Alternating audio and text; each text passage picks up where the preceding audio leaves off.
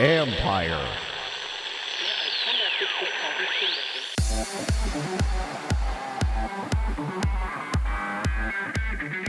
Modern branding means leveraging social.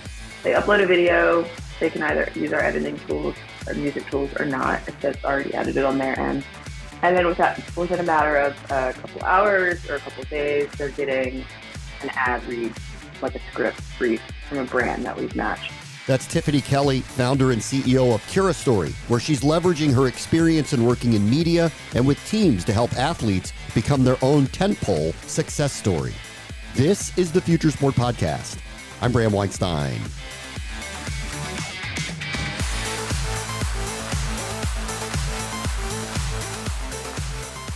By now, if you are a brand, and everyone may think they are, but on some level, everyone in sports has some form of bullhorn and platform to grow from, and thus, they are. And by now, you know leveraging social media to your advantage can be lucrative.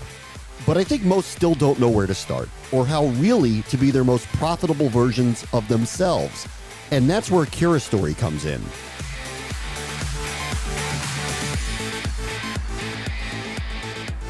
Our guest this week is Tiffany Kelly. She's the founder and CEO of Curastory, which is a app that is helping athletes embrace their roles as content creators and influencers by monetizing their video output. All right, let's get into modern branding. How are you, Tiffany? How are you? I'm good. How are you doing? Thanks for having me. So you have a pretty deep background in media. You're an entrepreneur. You're all over the place. So I'm interested to kind of, before we get into Curastory, give me your background and how you got to this point. Yeah, I'm in fact all over the place. I started in sports, kind of like internships with the New Orleans Hornets at the time, which is the Pelicans now, in their kind of front office, data science, statistics, internship, athletics at LSU, since that's where I'm from. That's kind of where I made my start, but my kind of full-time big girl job was at ESPN, so media bug bit me and definitely took over. And now I'm doing this. So media, pro athletes, student athletes. Oh, and then I had a short stint at the Miami Heat as well as an internship with the front office as well. So a happy mix of media and kind of face-to-face working with athletes. I think in some of this with Curastory, and I'll have you talk about the company itself, the basis of this was working with maybe specifically basketball players in the past, and you were kind of seeing a hole in the market for them to monetize their outreach on social media? Yeah, I first started thinking about Curastory when the first NIL story broke, actually, which obviously was a huge change, a 109-year ruling changing, and just kind of solidified creator economy and content consumption being driven by individuals. And so, but the problems weren't new. Like, these are just 450 new people, these student athletes, that are going to have the same issues as YouTubers, which has been around for a minute. So it was that story that first broke May of 2019, and I just kind of went into a hole in my apartment in New York I was like, okay, this problem isn't new. Like, why aren't any of the solutions working? From just the pro athletes that I had talked to and YouTubers that had podcasts and video channels and kind of building a business around your content, which is media. So yeah, that's kind of where the origination of Curastory kind of came from. Can you explain more what the problem is? Can you tell me a little bit about, tell me what the problem is for YouTubers, athletes, whoever who are trying to build out these brands? Yeah, I mean, maybe it's a media problem as a whole where monetization as a media company is actually really hard to do. Either the audience consuming the content pays you, or the brand or a brand pays for kind of that audience that they want. So those are the only two models that you could have as a media company. But the problem specifically that I noticed, I had a conversation with an MLS player that uses us. He had a well-done podcast, and he was like, I use Anchor, Anchor was acquired by Spotify. Yep. I monetize with Anchor. It's awesome, but I've noticed my video content gets more engagement. I want to get more into video content, but Yep. like if something like Anchor existed for video, I would use it in a heartbeat. And that's when like signal light bulb went off, because Anchor was very good at utility. I mean, they had 50 or 60% of the market share of podcasts. They were the first platform to kind of have free RSS feed hosting. And so Spotify ad network just merged with that. And Spotify was the only ad network that had advertisements in the voice of the person doing the content, which is what we call creator ad reads. Mm-hmm.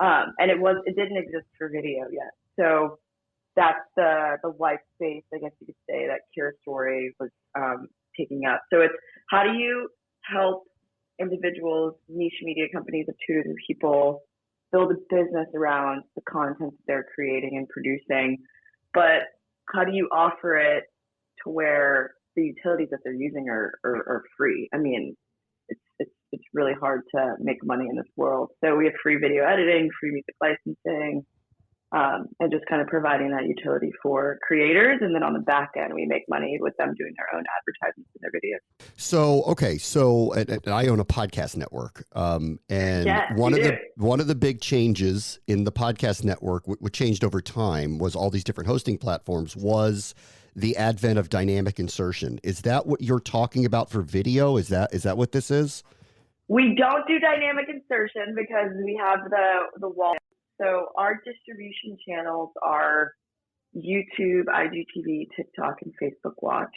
You can't do dynamic insertion. That's the beauty of RSS. You can do kind of dynamic insertion and no one owns, there's no walled garden around RSS. No one owns that. But Facebook owns these platforms. These platforms own their own platforms, and you can't dynamically insert. So creators, before the video gets posted to social, they're editing their ad read in. So they're uploading videos to Curastory that aren't sponsored. They're their own videos. They either have breaks in them or they don't. And then we match an ad to that, and they're just doing their own ad reads, and they're editing it on Curastory inside of their video. So they put a time where they want the ad to start, and we're just merging it. We have editing features so they can make it look super seamless and kind of how videos feel, and then with one click they post to their channels, and we're just debiting the brand like an ad network bi-weekly on that piece of content. Okay, so you guys are working kind of as a marketplace, and you're bringing in ad revenue you're bringing in advertisers who are looking for a match, right? And at the same time, the creators who have their own channels are coming to you, and then these videos, once they're matched, they live on your platform or they live on the personal content creators platform? They live on the latter. They live on the personal channels of the creator. We're not a social network aggregator. Got it. So they're distributing out. So when are you guys going to come up with I can dynamically insert it into my YouTube video so it's seamless? When is that one coming? YouTube is the only channel where you can actually edit a piece of content after you posted it. Yeah. The creator is no longer monetizing from that advertisement, and they can kind of remove that advertisement from their video on YouTube. But yeah, their dynamic insertion will never exist for video specifically because of the social media walled garden. But that hasn't stopped creators by any means with actually TBD. I don't want to say never, because we're having conversations with Facebook execs right now, because they could make our lives a living hell if they wouldn't turn off the content publishing APIs. That wouldn't be smart of them, since they make money on content and the platform. But I mean, they've built, I think Hootsuite has a private API with Facebook. Yeah. That no one else has, which Hootsuite has been able to build a multi-million-dollar company on top of that. So I don't know, maybe TBD. Okay. All right. So tell me a little bit about the process for the creator. They come to you and say, we want to work with you. And what do you tell them? How does it go from there? Yeah. Well, both outbound and inbound. So we have a creator sales team that finds creators throughout the internet to come onto Curastory and use our platform for monetization. We also get inbound a ton too, from agencies, from creators themselves. And then if they're qualified, so they're used to creating video, that's kind of what we consider qualified. Then right now we're letting them into the platform, and our monetization services are available for them. So they upload a video, they can either use our editing tools, our music tools, or not, if that's already edited on their end. And then within a matter of a couple hours or a couple days, they're getting an ad read, like a script brief from a brand that we've matched. So we're a media buying company. Like we are an ads manager. That's the back end of what we have. And our CTO led engineering at Reddit and Yelp. Super awesome. A brand runs a $200,000 campaign. We're diversifying that money across all the videos that we have. So, and then matching it to those creators with those videos, and then they're doing the ad insertion on Curastory before it goes to social. So you mentioned dynamic insertion. Creator ad reads actually perform better. So dynamic insertion, you can skip those, meaning YouTube, skip in five on other channels, and that has an 80% skip rate. And the platforms don't have to pay out the creators if you skip in five, and they do that on purpose for the kind of not having to kind of give over the rev share. But when you're watching it on YouTube and it was a Curastory ad insertion, it just looks like it's a part of the video. Yeah. So they're working out, maybe 2 minutes in, they start talking about Celsius energy drink or boxed water, and then they get back to working out after they do that. So, and that has a 5 to 10.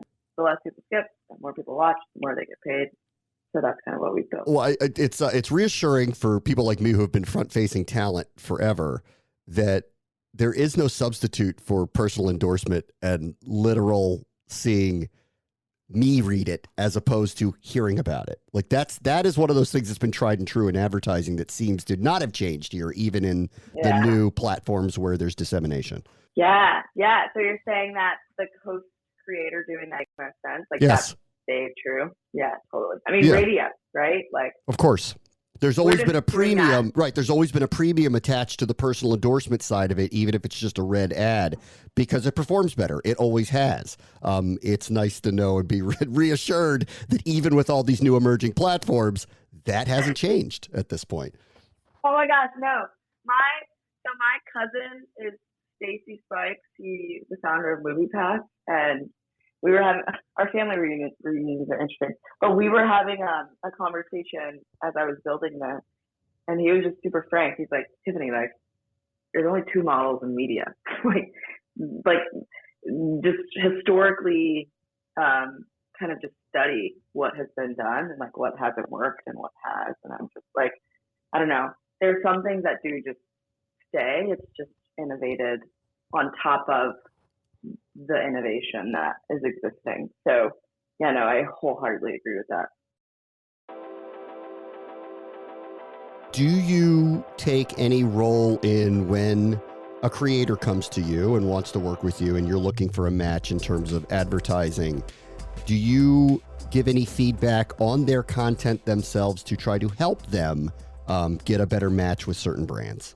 Yeah, that's what our customer success managers are there for on the creator side, getting as detailed as needed, and even providing kind of some support articles and articles just on how do you do an ad read, like what are the best performing ad reads, just things like that. So our customer success team, that's kind of what they're there for, because at the end of the day, we want to be as hands-on as possible with kind of assisting creators that do have the potential and the talent, but there is a larger hurdle for video. There's lighting. There's like so many things with video that you have to get right. So, our customer success team, and we're post this raise, our Series A, we're also hiring a community team too. So, they're kind of going to be local grassroots, boots on ground, kind of that part of the company, just assisting creators with kind of recording and things like that. Outside of the ad reads themselves and obviously the technical aspects of it, are you talking to them about the content itself? Are you getting involved in that part of it? So are you telling them what to record or create? No, but maybe some nudges towards which types of programming and content works best with brands. Are you guys heading in that direction? That might go to our creator sales team and just like qualifying. So right now, if they don't have that type of content or if they aren't recording it already, since we've only raised a humble 2.3 in our lifetime. So just with our team right now, we don't have the bandwidth to kind of get into it that early. Mm-hmm. We are making sure that the creators that we onboard kind of already understand that, and they are used to the rodeo a little bit, and they're creating video that kind of has these breaks and natural insertions where they can put ad reads in with our tools. But yeah, the growth of Curastory, we want anyone and everyone to be able to use us, and then maybe activating monetization services once we do help them and they understand a little bit more, and they are kind of creating the type of content that makes the most sense, that can have natural insertion. So yeah.